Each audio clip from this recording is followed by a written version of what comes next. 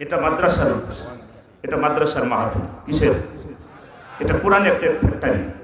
প্রত্যেক জিনিসের একটা ফ্যাক্টরি থাকে, একটা কাপড়ের ফ্যাক্টরি, মানে যে কোনো জিনিসের একটা স্যান্ডেল তৈরির ফ্যাক্টরি থাকে কিনা, বিভিন্ন জিনিস সিমেন্ট তৈরির ফ্যাক্টরি থাকে।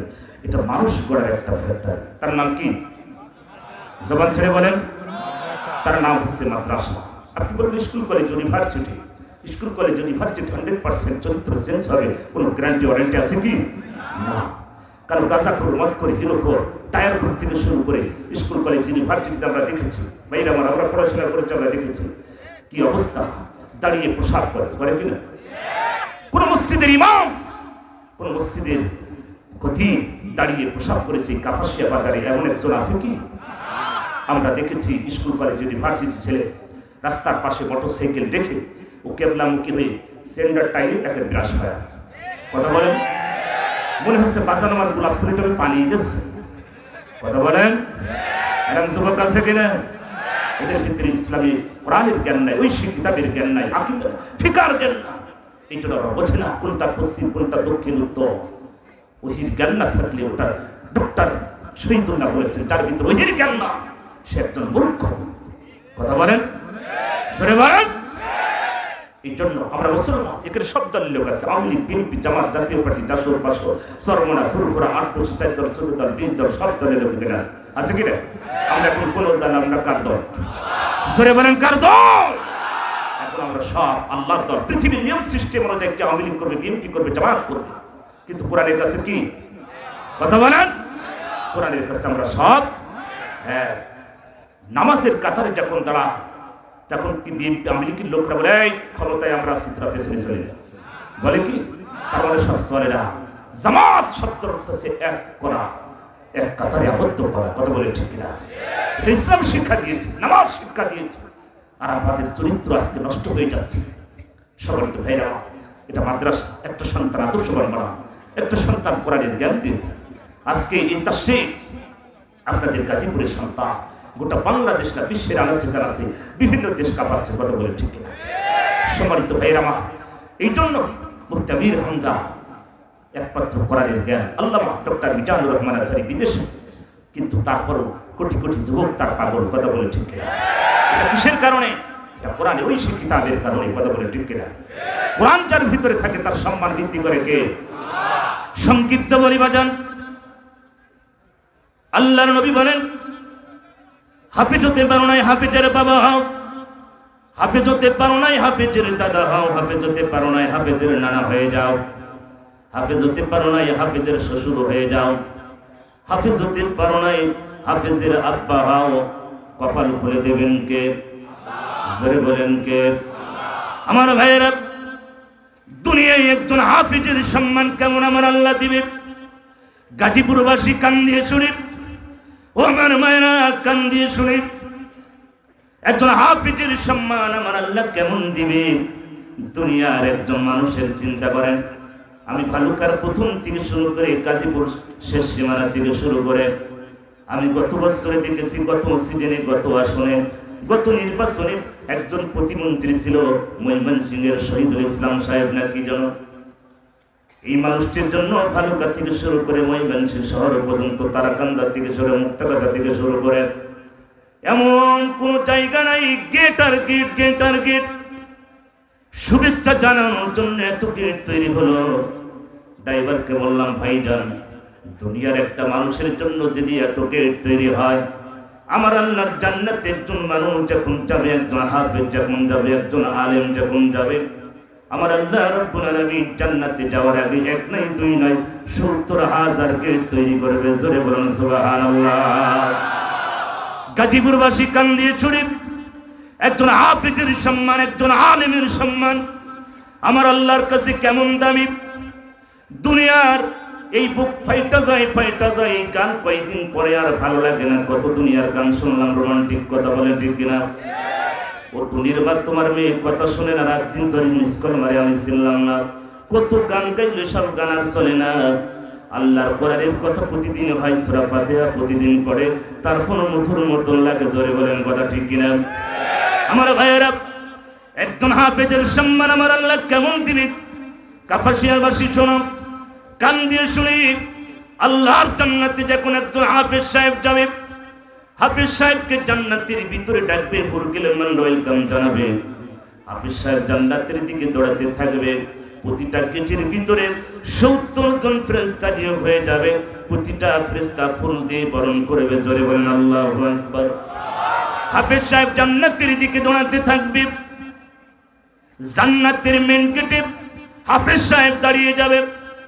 মেন গেটে দাঁড়ানোর সঙ্গে সঙ্গে যখন জান্নাতের ভিতরে এক পা আর জান্নাতের সিঁড়িতে আর এক পা যখন রাখবে হাফেজ সাহেব, জান্নাতে যাওয়ার আগে জান্নাতের গেটটা যখন হাফেজ সাহেব তাকায় দেখবে, হাফেজ সাহেবের চোখের পলক আর পড়বে না।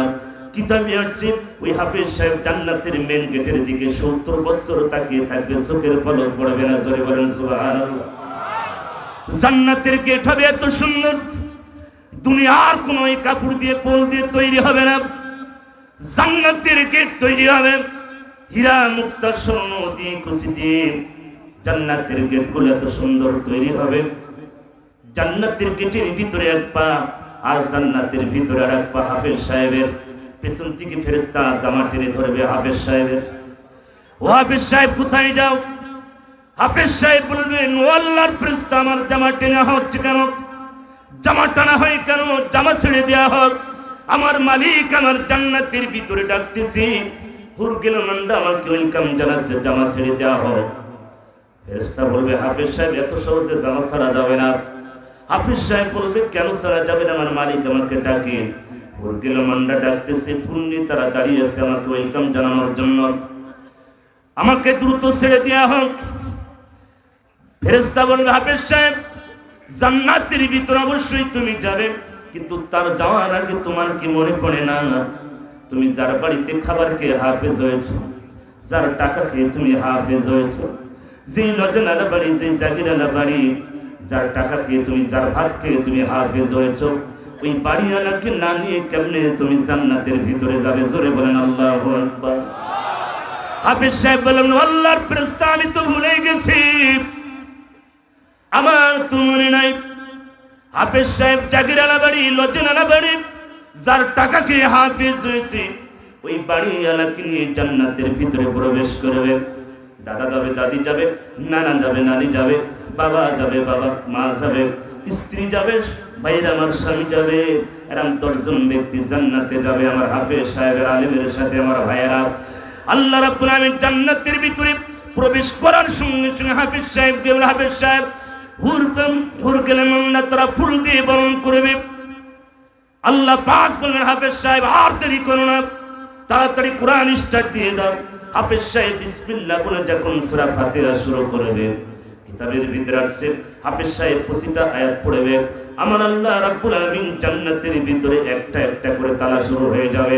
6666 আয়াত যখন শেষ হয়ে যাবে, আল্লাহ রাব্বুল আলামিন জান্নাতের ভিতরে সবচেয়ে বড় বড় ফ্ল্যাট বাড়ি 6666 তালা বিল্ডিং আল্লাহ পাক হাফেজের আব্বা আম্মা, হাফেজের দাদা দাদি, হাফেজের নানা নানি ওই লজনালা বাড়ির জন্য বরাদ্দ হবে। জোরে বলুন আল্লাহু আকবার। লা ইলাহা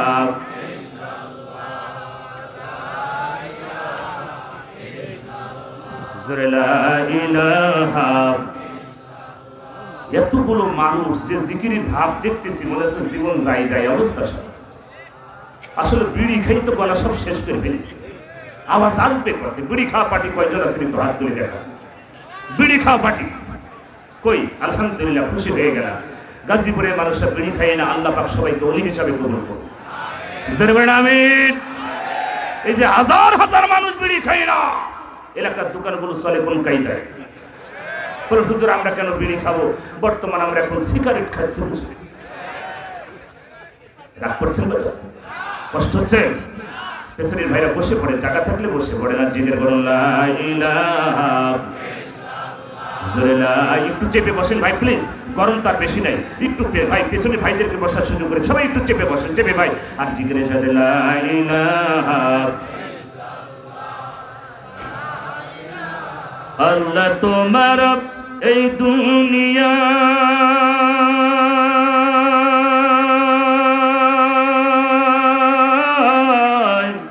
আল্লাহ তোমার এই দুনিয়ায় কেউ কেউ চলে যায়, তবু তোমার ভয়ে কারো কাঁদে না হৃদয়, তবু তোমার ভয়ে কারো কাঁদে না হৃদয়। লা ইলাহা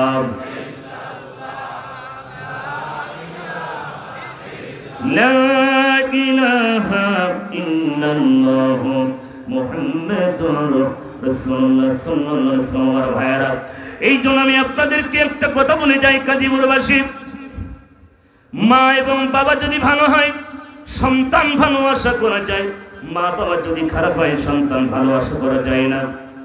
আল্লাহর নবী মেরাজে গেলেন, মেরাজে যাওয়ার সময় দেখলেন এক শ্রেণীর নারীদেরকে জাহান্নামের ভিতরে ঠোঁটের সাথে বর্শি বাঁধিয়ে ঝুলে রেখেছে। আল্লাহর নবী জিবরাইলকে বলে, জিবরাইল, আরে জিবরাইল, এই নারীগুলো কারা?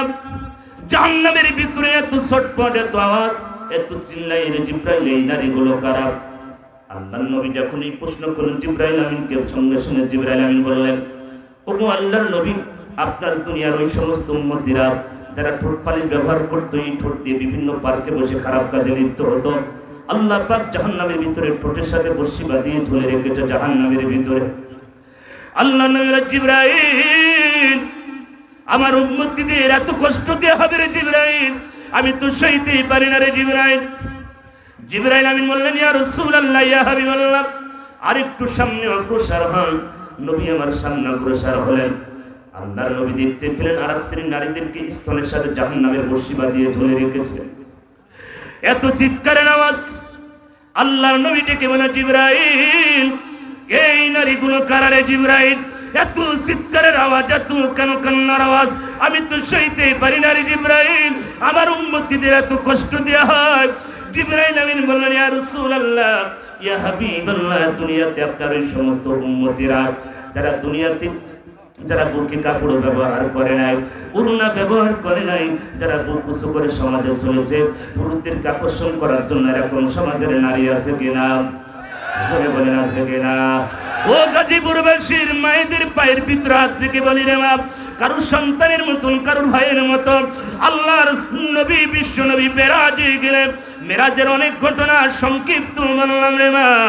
নবী দুনিয়ায় আসে, আসার পরে নারী সমাজকে ডেকে বললেন, নারী সমাজেরা, আমি জাহান্নাম জান্নাত ভ্রমণ করেছি, জাহান্নামের ভিতরে নারীর সংখ্যা বেশি দেখলাম। আল্লাহর নবীকে প্রশ্ন করলেন, নারী সমাজের ওপর আল্লাহর নবী, জাহান্নাম থেকে বাঁচার উপায়টা কি? আল্লাহর নবী বললেন, 5 ওয়াক্ত নামাজ পড়বে, পর্দা মেনটেন করবে, স্বামীর জায়েজ কথাগুলো শুনবে, রমজান মাসে রোজা রাখবে, আর বেশি বেশি আল্লাহর পথে বেশি বেশি তোমরা দান করবে, কারণ দানের বিনিময়ে জান্নাতের পথ প্রসার হয়। জোরে বলেন, কথা ঠিক কিনা? আল্লাহ নবী বিশ্ব নবী এই 4-5টা উদাহরণ দিয়ে দিলেন। আমার মায়েরা ও গাজীপুরের মায়েরা, ক্ষণিকের এই দুনিয়ায় কিসের তামাশা, কিসের আনন্দ, কিসের উল্লাস?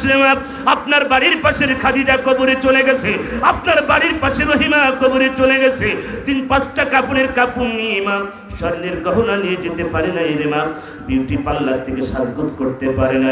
কত নারী কবরের বাসিন্দার হয়ে গেল যুবক অবস্থায় রে মা। ওই কবরের কথা কি মনে পড়ে না? আজরাইলের কথা কি মনে পড়ে না? আপনার মতন কত সুন্দরী নারী দুনিয়ার জগৎ ছেড়ে চলে গেল রে মা। ওই কবরে কেমনে হিসাব দিবে রে মা? ও বোন, কবরের ভিতরে কেমনে হিসাব আপনি দিবেন? সময় আমার কমির জন্য নারীদের বিষয়ে আলোচনা বেশি করতে পারলাম না। আল্লাহর নবী বলেন, আদ-দুনিয়া কুল্লুহা মাতাউন ওয়া খায়রু মাতাঈদ দুনিয়া আল মারআতু সালিহা। গোটা পৃথিবীতে যত সম্পদ আছে, সব সম্পদের চেয়ে আল্লাহর কাছে যত সম্মানিত, তার চেয়ে বেশি সম্মান পাবে একজন হকনার, একজন দিনদার, একজন নেককার নারী। জোরে বলেন আল্লাহু আকবার।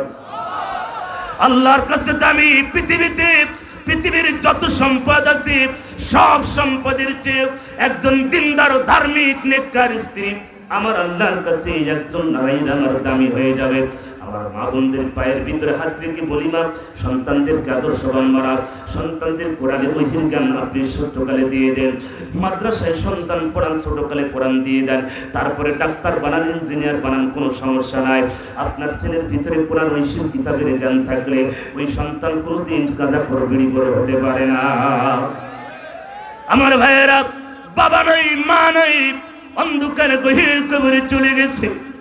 আমি আমার আব্বা জান শেষ সময় মৃত্যুর আগে আমার আব্বা জান আমাকে বলল, বাবা দুনিয়ায় কিছু চাই না, কিচ্ছু তোমার কাছে চাই না রে বাবা, আমার মৃত্যুর সময় তুমি আমাকে গোসল দিও বাবা, নিজে কাপড়টা পরাই দিও, নিজে জানাজাটা করো, কবরের ভিতরে বাবা তুমি নিয়ে জন্মের মতন বিদায় দিও।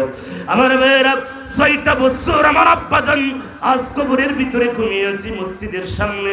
ওই বাবাকে প্রতিদিন বারবার যখন মসজিদে যাই সালাম দিই, তো বাবা আর কি কেমন আছে কিভাবে আছে আমরা জানি না। ক্ষণিকের এই দুনিয়ায় বাবা চলে যাবে, মা চলে যাবে অন্ধকার গহীন কবরে, বাবা ফিরে আসবে না, মা ফিরে আসবে না। আমি যখন বাড়ির থেকে বাইর হয়ে যায়, মা আমার গেটের মুখে দাঁড়িয়ে থাকে, যতক্ষণ গাড়িতে না উঠি আমার মা খালি তাকিয়ে তাকিয়ে দেখে। এই মা একদিন থাকবে না, যেদিন মা থাকবে না গেটের সামনে কেউ আসবে না। কথা বলে ঠিক কিনা? মায়ের মতন পৃথিবীতে কোনো নারী হতে পারে না, বাবার মতন কোন পুরুষ হতে পারে না। কথা বলেন ঠিক না? রাসূল বলে heaven lies at the foot of mother, মায়ের পায়ের নিচে সন্তানের বেহেশত। যেই মা যেই বাবার কারণে পৃথিবীর আলো বাতাস দেখলাম, সেই বাবাকে চিনলাম না।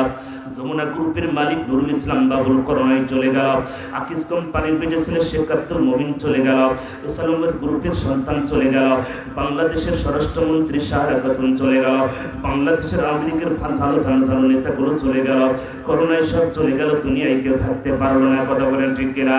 কিসের দুনিয়া, কিসের উল্লাস, কিসের টাকা পয়সা, কিসের বাড়ি গাড়ি, কিচ্ছু সঙ্গে যাবে না। 3টা কাপড়ে বাজান। কথা বলেন ঠিক কিনা?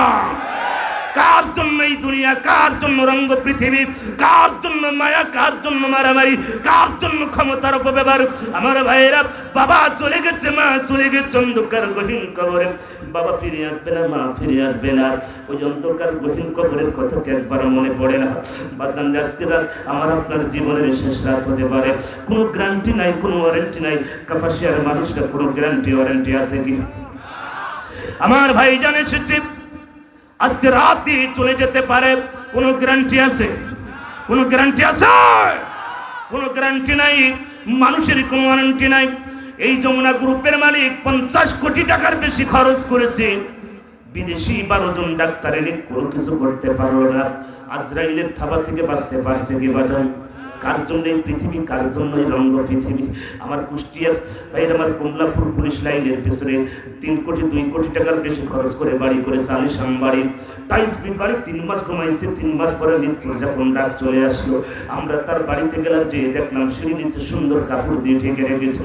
আমার একজন আলেম ভাই বললেন, বাবা তোমার আব্বা জান নাকি 3য় তলায় ঘুমাতো, কিভাবে সিঁড়ি নিচে আসলো? সকাল 9টায় মারা গেছে, এখন 45 মিনিট বাজে, তোমার বাবা কিভাবে সিঁড়ির নিচে আসলো? বলছে হুজুর লোকজন আসতেছে আর যাচ্ছে, উঠতেছে আর নামতেছে, হুজুর উঠতেছে নামতেছে। চিন্তা করলাম নামানো এটা কোন লাগবে হুজুর, নামানো যখন লাগবে হুজুর, এই জন্য একটু আগে নামাজা দিলাম। আমি চিন্তা করলাম কার জন্য বাড়ি গাড়ি, কার জন্য অট্টালিকা? যেই সন্তানের জন্য তুমি 2 কোটি টাকা খরচ করে বাড়ি করলে, 1টা ঘন্টাও তোমাকে ঘরে ঘুমাতে দিল না, 45 মিনিট টান দিয়ে সিঁড়ির নিচে ঢোকালো পৃথিবীর, এটাই নিয়ম। জোরে বলেন কথা ঠিক কিনা? আমার ভাইয়েরা, আমার ও কাপাসিয়ার ভাইয়েরা, আল্লাহর কোনো এমন গোলাম নাই, আল্লাহর এমন কোনো বান্দা নাই, বাবা নাই, মা নাই, অন্ধকার গহীন কবরে চলে গেছে হুজুর। ওই মায়ের জন্য, বাবার জন্য আমি 20,000 টাকা এই মাদ্রাসায় দিব, বাজার 50,000 টাকা এই মাদ্রাসায় দিব। হাফেজ সাহেব খাবে, পড়বে, দোয়া করবে, দুনিয়ায় চিরদিন থাকবো না রে বাজার। হুজুর 10,000 টাকা দেবো, 20,000 টাকা দেব নগদে। বাকিতে আল্লাহর কোনো গোলাম থাকলে একটু দ্রুত, সময় নষ্ট করবো না রে বাজার, মেহমান চলে আসবে। আল্লাহর কোনো গোলাম থাকলে একটু দ্রুত করা লাগবে। আল্লাহ পাক বলেন মাল এবং জানের বিনিময়ে জান্নাত দেব। মুমিনদের কাছে জান্নাত বিক্রয় করলাম 2টা জিনিসের বিনিময়ে। যারা আমার পথে মাল দেবে আর জান দেবে, 2টা জিনিস। কয়টা? জোরে বলেন কয়টা? আল্লাহ বলে হাবিব আমি 2টা জিনিসের বিনিময়ে জান্নাত দিব। যারা আমার পথে মাল দিবে আর জান দেবে, এমন আল্লাহর কোন গোলাম এই ময়দানে পাবো না।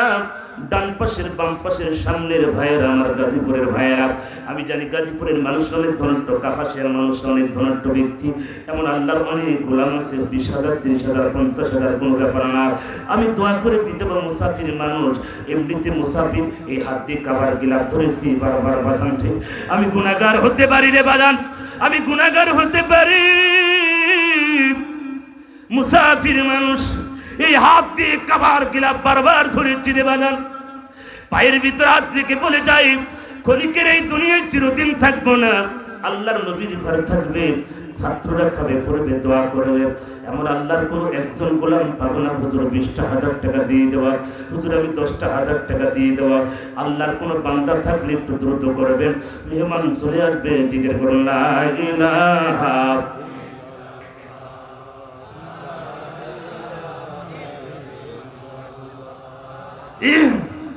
লা ইলাহা। কোন জমিনের মাটি আমার হবে গোরস্থান, কাদের চোখের জলে আমি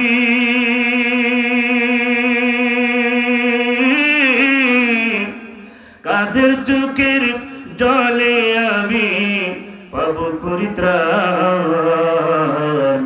কোন জমিনের মাটি আমার হবে গোরস্থান। কথা বলে ঠিক না? আল্লাহর কোন গোলামকে ময়দানে নাই। হুজুর বাবার জন্য, নিজের মায়ের জন্য, পরিবারের জন্য, নিজের জন্য চিরদিন থাকবো না, হুজুর 20,000 টাকা 10,000 টাকা এই মাদ্রাসার জন্য দিয়ে দেব। আল্লাহর কোন গোলাম থাকলে একটু দ্রুত দাঁড়ায় যান রে বাবা। বাবা চলে গেছে, মা চলে গেছে অন্ধকার গহীন কবরে, বাবা ফিরে আসবে না, মা ফিরে আসবে না, কত আত্মীয় স্বজন আমি আপনি চলে যাব।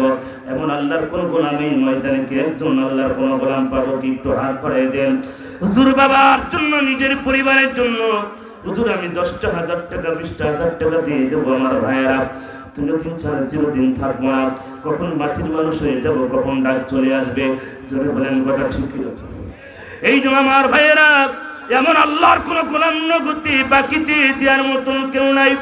এই ময়দানে কোন আল্লাহর গোলাম যদি থেকে থাকে, 20,000 টাকা মুজিবুর রহমান সাহেব নগদ। মুজিবুর রহমান সাহেব নগদে 20,000 টাকা। জোরে বলেন মারহাবা। নারায়ে তাকবীর। দানবীর দানবীর জিন্দাবাদ জিন্দাবাদ। দানবীর দানবীর রব্বুল আলামিন। তোমার গোলাম মুজিবুর রহমান সাহেব 20,000 টাকা নগদে করলো দান। আল্লাহ বাড়ি দমান মনের